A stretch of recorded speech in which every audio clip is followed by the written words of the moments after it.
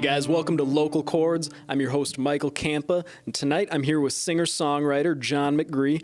How you doing tonight, John? I'm doing well. Thank you for having me. Thanks for coming. So, I know you've been playing music for a long time. You played here in Hastings, you played in Nashville, but tell me what made you first pick up the guitar and start writing songs? The writing came a lot later. In my family, it wasn't real musical, but there was a lot of music and had grown up. My father was into the big bands and the singers of that era, and my mother was too. So music was brought into our house by my parents and then eventually my sister too. I mean, I remember the first song I remember hearing or going nuts over was Jailhouse Rock by Elvis Presley. And that song just seemed to do a lot for a lot of people. I mean, we had the little tiny 45 phonograph and you know, I think by the time that record, I mean, we wore out the grooves. I think the needle just slid right across it. We played that song. The flip side was Treat Me Nice, and we liked that too. But one thing my sister did bring a lot into the household was folk music. And I really enjoyed that a lot. And sometimes, I don't know if anybody else back in the days of albums and that, I would just read the liner notes up and down, back and forth. Who produced it? Who wrote, you know, read on the record, who wrote that song? And I started seeing names like Seeger and Dylan and that, Hoyt Axton. People like that were writing these songs that other artists were doing, and I thought, well, I want to go to the source, you know, and that was part of my music exploration too, was of seeking out who are these songwriters. So where did it make that transition from being a fan of these other songwriters to wanting to write songs yourself? Well, probably in the 70s and that. I don't know what came across or what came about me in that, but I just started putting some words and lyrics down, words and music down, and trying to formulate some songs. But it was a real struggle for a long, long time.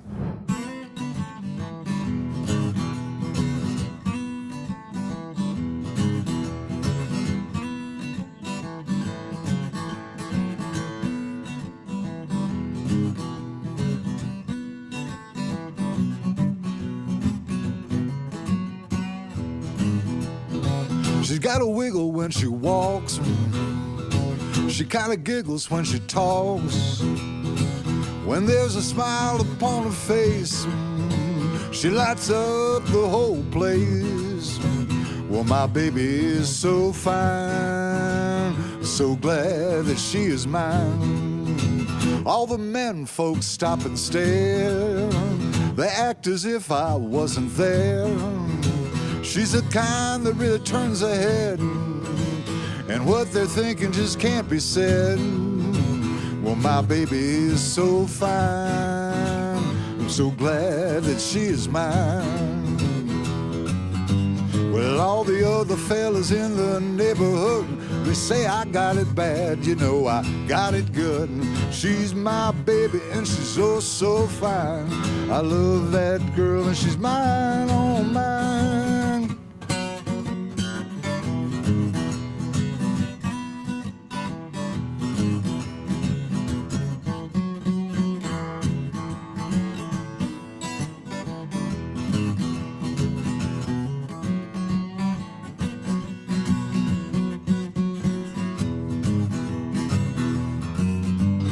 All the other fellas in the neighborhood, they say I got it bad, you know I got it good. She's my baby and she's oh so fine. I love that girl and she's mine, oh mine. She's like a walking keg of dynamite. I light her fuse every night. All it takes is a little spark. That girl will glow in the dark. Well, my baby is so fine. I'm so glad that she is mine. Well, my baby is so fine. I'm so glad that she is mine. My baby is so, so fine. I'm so glad that she is mine.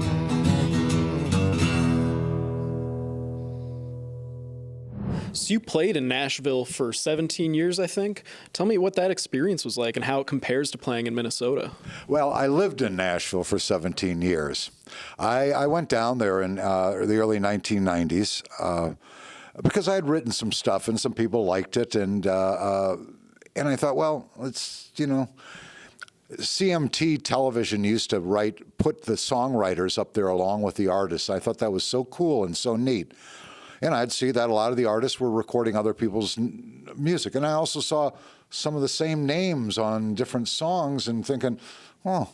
And then I saw something, I think it was 60 Minutes had a thing on the Bluebird Cafe in Nashville, Tennessee, about how that was a songwriting night that they would have there, and songwriters would gather and perform, and people would come and listen, and if you're lucky, somebody hears something and gets that to somebody else that moves it up the chain, and hopefully gets recorded by somebody. There's lots of venues like that, songwriter nights in Nashville and that. And when I first got there, I did a lot of them. When I played around, there was the Sutler I played at. I played at the Bluebird, but a lot of other small. We used to play at Guido's Pizza. It was in the basement of a pizza parlor. And I used to read reviews that say that was one of the best songwriter nights because it was very eclectic. It wasn't just, okay, we're going to do these country and western songs. People would come down there with songs, so I felt freer to do whatever, anything that I wanted in that performing there. And so that was a real nice venue. And some people moved on to that even to get their own recording contracts and that because of their songwriting ability and their variety. And it wasn't really, it was more in the alt country or more of a rock type format that they went on to in that. But Nashville is a wonderful city for songwriters and that, but it'll break your heart too, or it can, and it does. It's a city of dreamers and wonderful people. But again, I mean, if you go down there, like it's life or death. I mean, well, I'm sorry, it just may be death. It may not happen for you, and that there's a lot of avenues. And I wish anybody that wanted to go to Nashville go. The songwriting community there is immense. And it's not just country music, it's all forms of music, wonderful people. And people will give you a chance in that. But yeah, I mean, sometimes it's pure luck.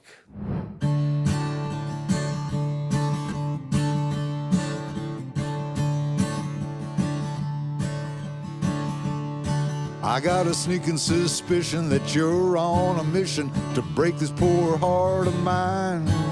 You've been running around all over town and having yourself a time. Well, I've been down in the dumps and I've been taking my lumps, but this is where I draw the line. I got a sneaking suspicion that you're on a mission to break this poor heart of mine. Well, I think some other guy has caught your eye, and I wonder who he might be. Well, it's only speculation and my anticipation. She'll say he's better than me. Well, I go out on a limb and say you've been with him, but you just end up lying. I got a sneaking suspicion that you're on a mission to break this poor heart of mine. Is it something I did or something I said? Was it something you said or did instead?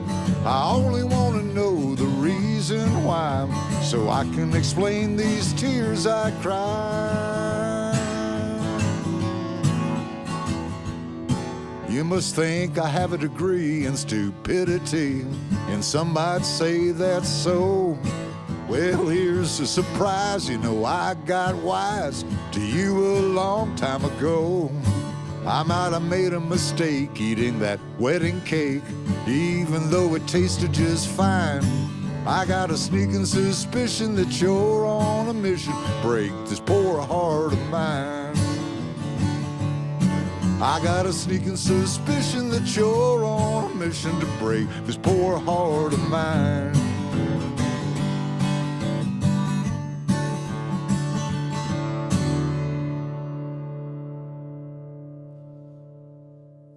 So I know you've worked in recovery and you've used your music in that context. Tell me what that's been like. Yeah. Well, that was the thing. When we were talking before we got started here tonight, I mean, music and songwriting really cut into my drinking and drugging time. I mean, that it's sad to say in that, but after I got sober here back in the early 80s, I had more time to write. I had more, and also some ideas and some feelings and some things I needed to express, I thought, came out of nowhere, whether, you know, divine intervention or something. I don't know. It just seemed to happen that I started writing these songs that pertained to me, but seemed to pertain to other people too. And I played it, and I was asked to perform for church groups, for high schools. I used to come here to Hastings and that, and do my music and that, of just telling the people about what my life was like and how the drinking and the drugging affected my life and that, and how it affected my family and friends and everybody else and that. And, you know, I'm not a crusader or anything in any sense of the word and that, you know, a person's life is their life and that, but sometimes people can hear things through music better than they can through reading or being lectured to. And I found that to be true, that I would come and I would tell my story with music. And I think it had a way of hooking people in that. And so it wasn't something, you know, it wasn't let's get sober and write some songs. It was kind of like I got sober and all of a sudden these certain songs came. And again, I've been blessed to be able to share that with people. And again, if it has helped anyone, I mean, you know, that's all you could ask. You know, that's all you'd want from music.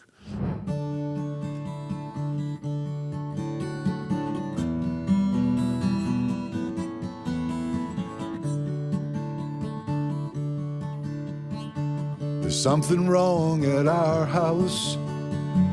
I don't know what it is. It has to do with Dad and Mom. It has to do with his kids. But I can't change it, no matter what I do. But maybe if you would offer, I could tell someone like you. Something's wrong at our house. Bad words are said. I have to stay in my room.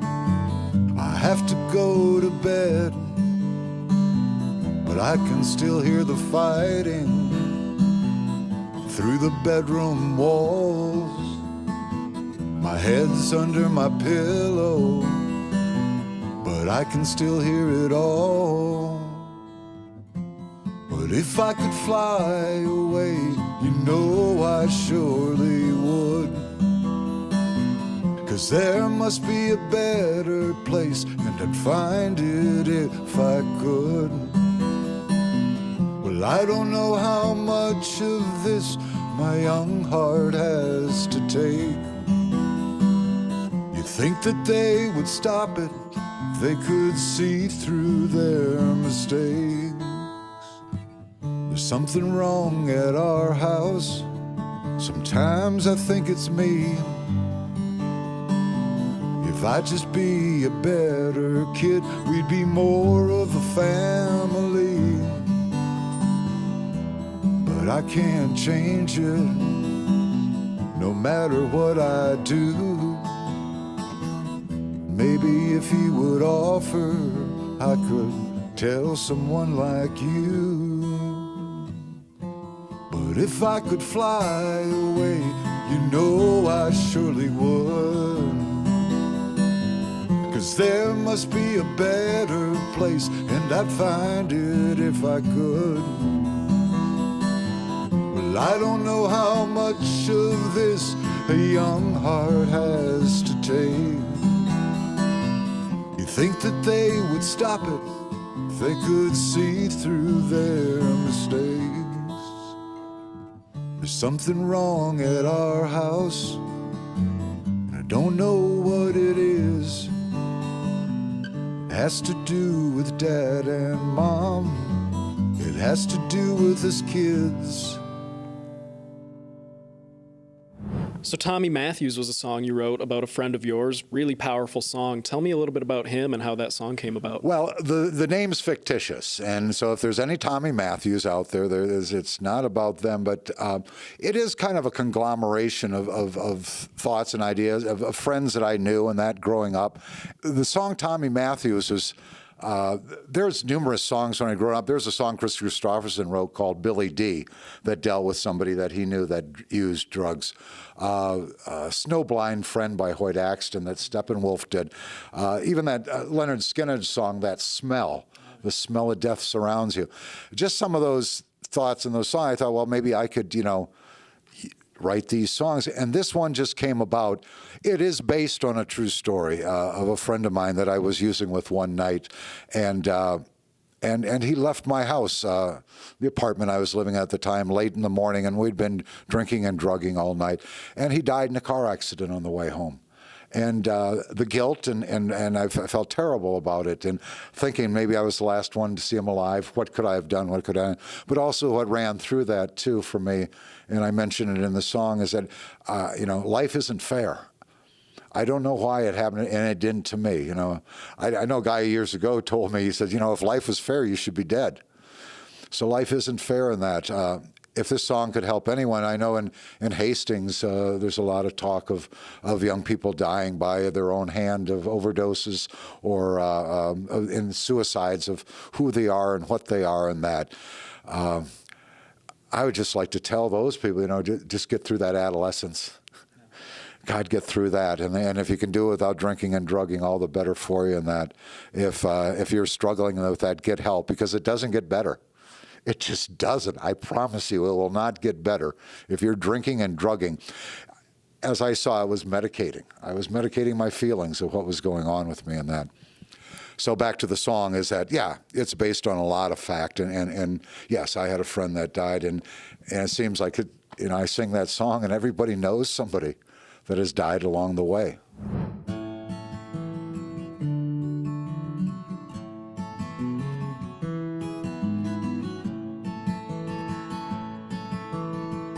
Tommy Matthews was a guy I knew. We grew up together. The same town on the same street. Well, that list could go on forever. But now there's this one difference, and so that no one is misled. The difference being is that I'm alive, Tommy Matthews is dead. It didn't matter what we did, trouble always would find us. And it wasn't that we were such bad kids, but they always had to make such a big fuss. We did our share of stealing, and the fighting came naturally. I guess the devil was on the side of Tommy Matthews and me. And do you know Tommy Matthews? Well, I knew him quite well. Not what was in his heart and soul, well, that I could not tell. But the needle in his arm and the bottle in his hand. Now those were two things that Tommy Matthews and I could understand. Tommy took to running just as soon as he could. I guess nothing could ever hold him. I guess nothing ever would. Well, not even the woman he married, she couldn't hold old Tommy down. She just gave him one more excuse for another night on the town. Well, she just up and left him one day, just her and their kid. And some claim that was the reason that Tommy did what he did. 'Cause it seems that Tommy's daddy had carried on the same as Tom. But it was Tommy's daddy that had left him and his mom. And do you know Tommy Matthews? Well, I knew him quite well. not what was in his heart and soul. Well, that I could not tell, but the needle in his arm and the bottle in his hand. Now those were two things that Tommy Matthews and I could understand. Some folks ask and wonder what could have stopped this tragedy. But I just ask and wonder, why it was Tom instead of me? 'Cause it was just one more night of partying, well, no different from the ones before.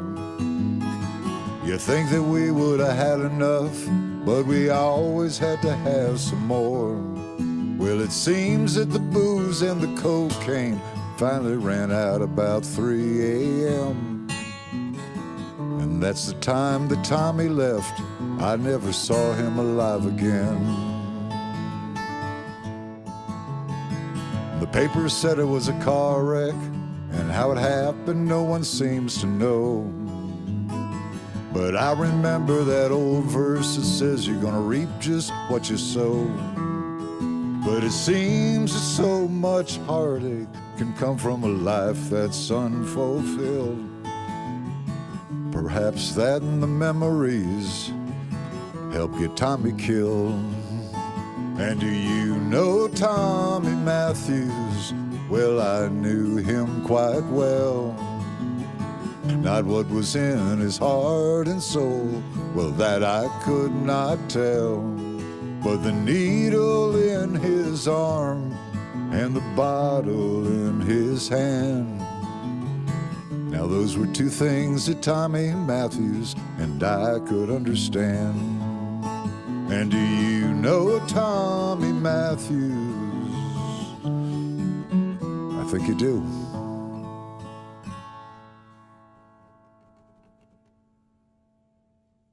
My Sister's Garden is an original song of yours. Tell me about what inspired that.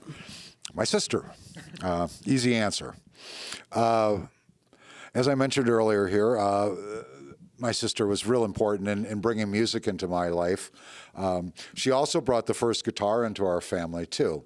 And as I was 12 and she was 16, you know, whatever, or 15, her stuff was her stuff. And she would have her guitar in her case whenever she wasn't playing it, but she always had the pick in there. And when she would be gone, and I knew she'd be gone for a while, I would go in and sneak her guitar. I'm probably in trouble now, but she probably never knew this.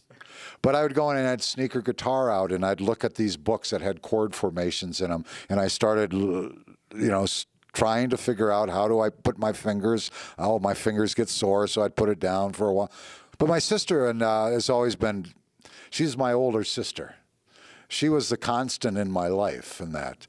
I mean, when growing up in that, my family life wasn't perfect. My sister, though, was always there for me. She's the one that taught me how to ride a bike. I still remember the black two-wheel bike and being on top of a hill and her giving me a push and just saying, pedal, pedal, pedal, pedal. She's very important to me in that. So this song came easily in that, even to this day. She lives out in Hampton, my sister Kay and her husband Don. And it's still a place of refuge. That's where I had Thanksgiving. I mean, it is a place where I can go, and they've always had a garden. And this song came about one day of being out there, and her kids were out there, and it was that old thing where they had picking raspberries, and so, you eat 8 and you put 2 in the bowl, and we were doing that, and the song just came to me that it is a place of refuge, and I think we all need that in our lives, to have that refuge or a safe place to fall, as they talk of. And my sister has always been there for me in that, and has been really constant in my life, and along with my mother. But that song just came about, My Sister's Garden, just from her garden there, and how it's just kind of a metaphor of her life and that. And she has grown these children that are just wonderful. She's got grandkids now that are wonderful. And to be witness to that is just a blessing. So.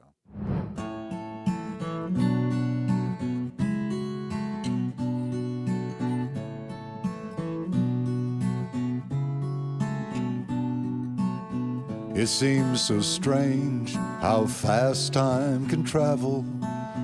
If you're not real careful, your life begins to unravel. In times like these, I need a place to rest, and I'm called to my sister's garden by some mystical request. It's not just what she says, it's knowing that she's there when I'm in need of someone to tell me that they still care in a melancholy moment or a moment of great joy. She can be my big sister again, I can be that little boy. Take a walk through my sister's garden. It is a garden of beauty and love. It is a place that's nurtured by her spirit and her belief in God above.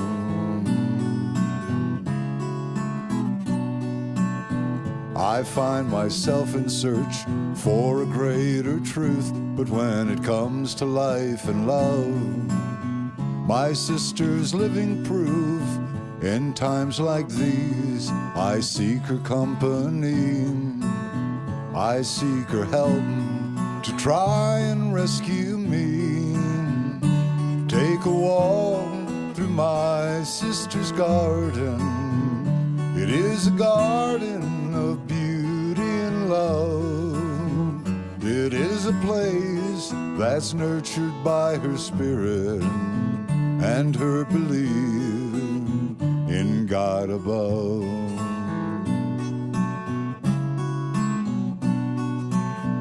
My sister's children have grown here in this garden. They all seem to have been nourished well.